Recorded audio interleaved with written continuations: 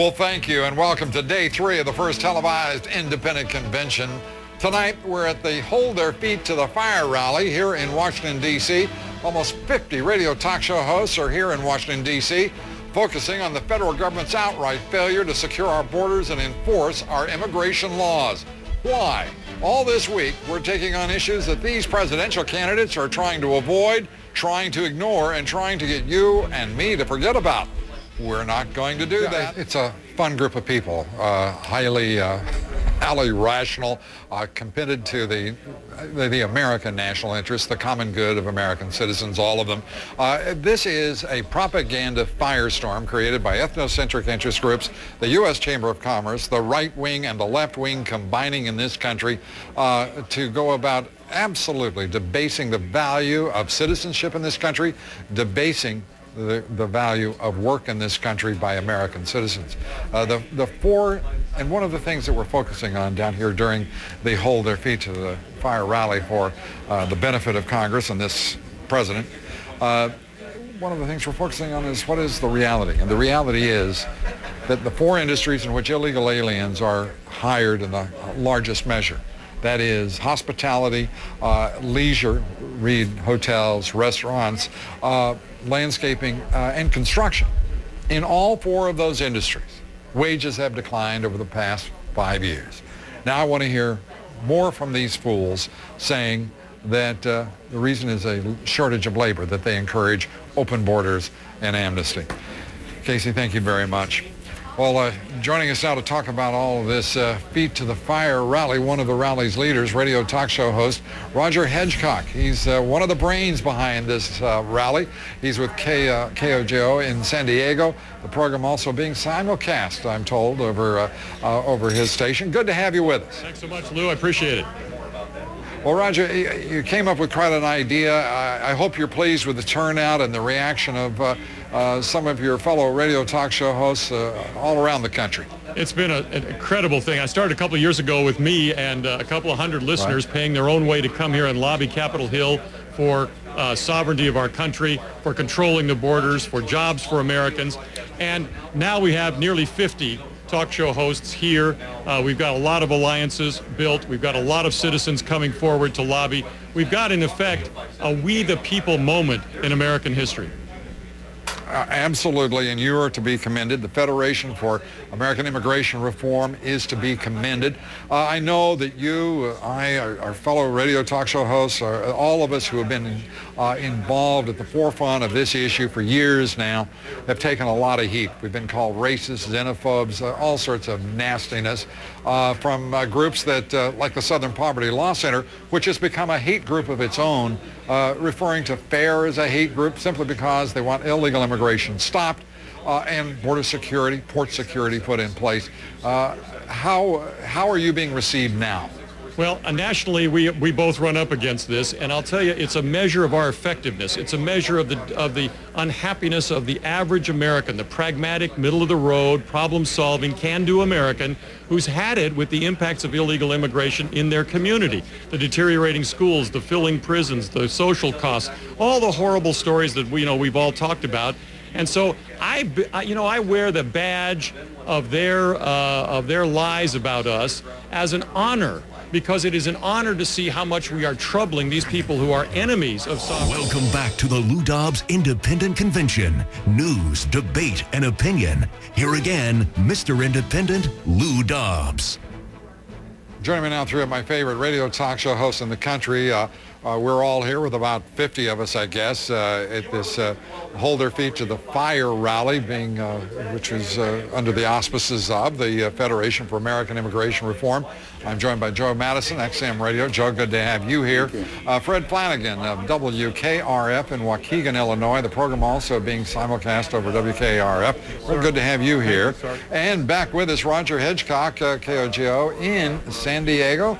Roger, thank you for sticking around, and thank you for organizing this.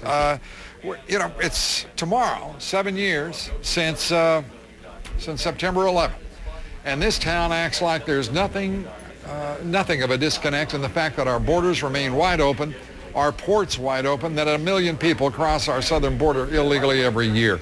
Roger, I mean, what do your listeners think about the madness of that reality? That it is, Lou, madness. And I think we've been lucky, as Secretary Chertoff has said, we've been lucky, but we've also been proactive. I think the Bush administration has broken up a lot of these terrorist rings. But you've got to admit, and I think Chertoff does, there's an element of luck when you leave your borders open, when you leave your ports open, when you aren't as vigilant in these areas as we have been, for instance, at the local airport. And what are we to make, Fred, of these two presidential candidates, Obama and McCain, and neither one of them has the guts to stand up and say, we've got to stop illegal immigration, we've got to secure our borders, we have got to secure our ports. What I actually believe, Lou, is if you're looking for answers from either the Republican or Democratic Party, you're wasting your time. Right. The answer is an independent candidate. Where that independent candidate is, who he is, I don't know. But if the question is immigration enforcement, immigration on a local basis, neither of these candidates are the answer. Well, and the answer also is that the media has to really home in on this issue. This dumbing down of America. I mean, this whole thing about the lipstick controversy was obviously the dumbest thing we could have spent our time on. This issue of immigration, when I bring it up on my show, I can tell you I could spend 4 hours. People understand their wages are being undercut. They understand unemployment is being impacted. It is really the economic issue as well as a national security issue in the minds of most people out here, Republican, Democrat, or Independent. You know, and at the same time, Zoe Lofgren, the Democratic Party, Nancy Pelosi, the leadership of this Congress, and Senator Harry Reid, the Senate Majority Leader, advancing a program, initiative in this Congress to add another 550,000 visas that would bring in cheap foreign labor. By the way, those visa holders typically make about 20 to 25% less than the American worker they replace. We know that the largest number of companies seeking those visas are Indian companies based in India, but who have offices here that are outsourcing work for American companies, taking those American jobs in the middle class. And we don't have congressmen, senators, or a president with the guts or the care to say a word. And can I add one other thing? The impact that it's had on foreclosures, people losing their homes. And do you know today I received an email where in Michigan, I believe Macomb County, not too far from Detroit, that there is a Republican leader who is suggesting that if your home was foreclosed on, you can't vote? Oh, great. That's brilliant. And it's incredible on a local basis. I mean, we literally in Cook County have a sanctuary county in Cook County. We have a de facto sanctuary state in the state of Illinois, and no one has addressed this issue. The mainstream media won't touch this issue. We watched 8 days of political conventions, 8 days. Did you hear this issue mentioned one time in those 8 days? A single time? Fred, that's why we're here. And Absolutely. one of the reasons we're focusing on these issues. And I happen to agree with you. Until people understand that these two political parties are simply opposite wings of the same bird. Absolutely. We're in a lot of trouble in this country because these two parties are selling out to the highest bidder. And I'll say this for them, Roger, they're not going cheaply. About $3 billion a year being spent in this town to crowd out the American people and deny them a voice and representation here. That's exactly right, Lou. And I think the only thing we can do as we the people is to do what we did to the McCain-Kennedy amnesty bill is whoever's in office, it doesn't matter. What we've got to do is say we the people are not going to put up with those kinds of invasions. We're not going to put up with the social costs. We're not going to put up with the community costs and the crime rate.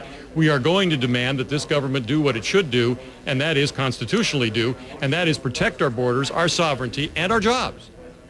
And you know, we all may not agree on everything. I mean, the two of us may have disagreements on certain things.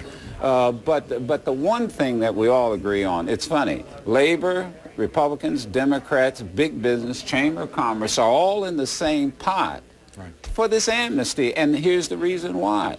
They want the lowest wages they can find at our expense. This is the single political issue that cuts across every demographic in this country. That's right. And we continue to be ignored by the national leadership. And I think we all sense something that's happening. There's a change of attitude on the part of the American people. They're awakening to a new reality here. A reality, well, the awakening is new. The reality has unfortunately been with us for a long time. Fred, thank you very much.